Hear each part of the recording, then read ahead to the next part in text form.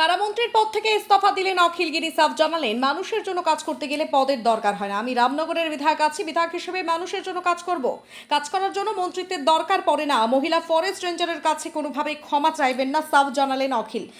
সাথেই তিনি বললেন, কারোর কাছে ক্ষমা তিনি কোনোদিন চাননি। তিনি মোটে অনুতপ্ত নন মহিলা ফরেস্ট রেঞ্জারের সাথে ব্যবহারের পর। অখিলবাবু, বিভিন্ন মাধ্যম দিয়ে আমাদের কাছে খবর আসছে যে আপনাকে আর ক্ষমা চাওয়ার জায়গাতে নয়, সরাসরি নির্দেশ আপনি পদত্যাগ করুন। যদি আপনি পদত্যাগ না করেন তাহলে আপনাকে বরখাস্ত করা হবে। কি বলবেন? আমাকে রাজ্য সভাপতি সুব্রত বক্সী এইমাত্র ফোন করেছিলেন।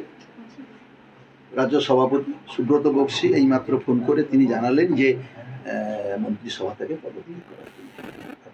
আপনি পদত্যাগ করছেন? আমি পদত্যাগ পত্র লিখে ফেলেছি। কালকে যেহেতু বিধানসভায় মুখ্যমন্ত্রী আসবেন, আজকে রাত্রে আমি ওনার মেলে পাঠিয়ে দেব। কালকে হাত লেখা পদত্যাগ দিয়ে।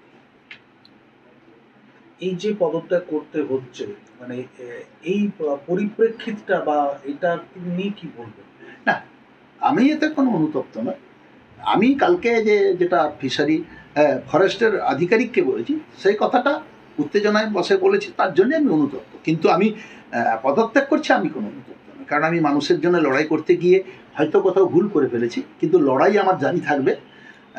আমি যেহেতু দল আমাকে নির্দেশ দিয়েছে, মুখ্যমন্ত্রী নির্দেশ দিয়েছে, তার জন্যে আমি মন্ত্রিসভা থেকে কালকে পদত্যাগ করছি।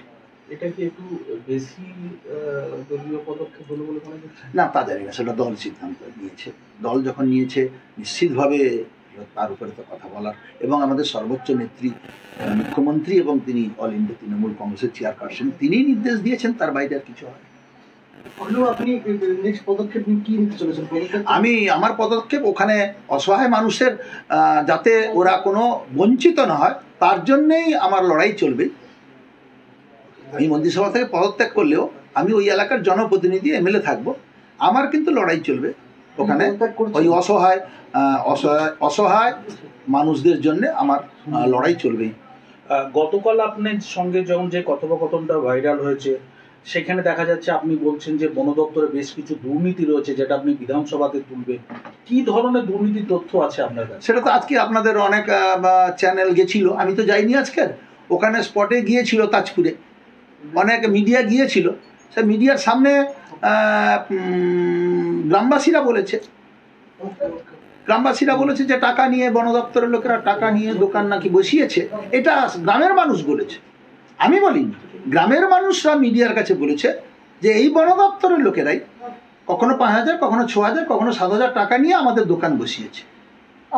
তার মানে বন দপ্তরে দুর্নীতি হচ্ছে এবং আপনার কাছে সেই খবর ছিল, আপনি আগে মন্ত্রিসভায় জানাননি কেন, বা আপনি কি আগে কোনো পদক্ষেপ নিয়েছেন? আমি এর আগে আমার কোনো খবর ছিল না, আমি সেদিনকেই জেনেছি। আপনি ভিডিওতে বলছেন যে বন দপ্তরে একাধিক দুর্নীতি রয়েছে, যেগুলো আমরা ফাঁস করে দেবো। সেটা তো কাঠের ব্যাপার বলেছিলাম। টাকার ব্যাপার বলিনি, টাকার ব্যাপারটা গ্রামের লোক বলেছে, আমি কাঠের ব্যাপারটা বলেছি।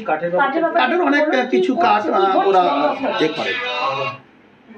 কাঠের ব্যাপারটা কাঠ অনেক সময় যেগুলো অকেজো কাঠ, শুকনো কাঠ সরকারি ঘরে আসার কথা, তা বিক্রি করে নিয়ম কানুন মেনে, পদ্ধতি মেনে সেগুলো বিক্রি করে যে টাকা পয়সা সরকারের কাছে জমা দেওয়া দরকার, সেক্ষেত্রে অব্যবস্থা আছে। অখিলবাবু, একটা বিষয়, এই যে দল এই সিদ্ধান্ত যেটা নিল, তার সঙ্গে কি আপনার তার আগে কি আপনার সঙ্গে কোনোভাবে দল কথা বলেছে যে কোন পরিপ্রেক্ষিতে আপনাকে বলতে হয়েছে, বা আপনি বলেছেন, বা আপনি কেন বলেছেন? দল কি এটা আপনার কাছে না, দল আমার কাছে জানতে চায়নি কি পরিস্থিতিতে হয়েছিল, কিছু জানতে চায়নি।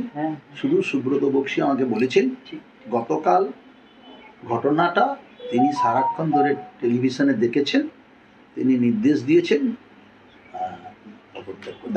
তাই আমি পদত্যাগ করে দিচ্ছি।